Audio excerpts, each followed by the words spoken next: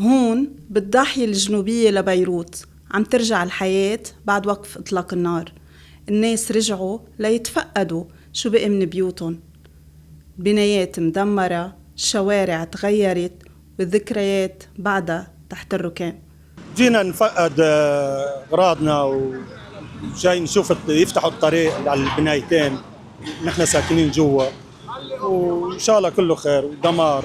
الله يبعين العالم. بقلب الضاحية صاحب مقهى قرر يكمل من وسط الدمار. أنا عندي من العمر إلا 72 سنة، شو بدي شوف؟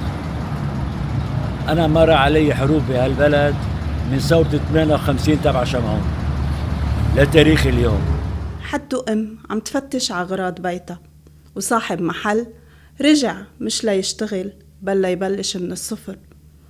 رغم هالرجعة الخوف بعده موجود، والناس عم ترفض تحكي. من بعد ما خرجنا من الضاحية وصلنا لمشارفها.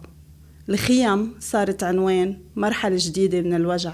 طبعا بخوفني هالوضع هيدا، وواحد ما عاش عنده هالقوة، ما عاش عنده يعني القوة بجسمه، ما عاش عندي خوف كتير، عندي كتير قلق، يعني عندي كتير مفازع صار، وخاف على ولاد ابني، وخاف هيك صار. ناس نزحوا من الجنوب أو من الضاحية، ضلوا هون وما رجعوا.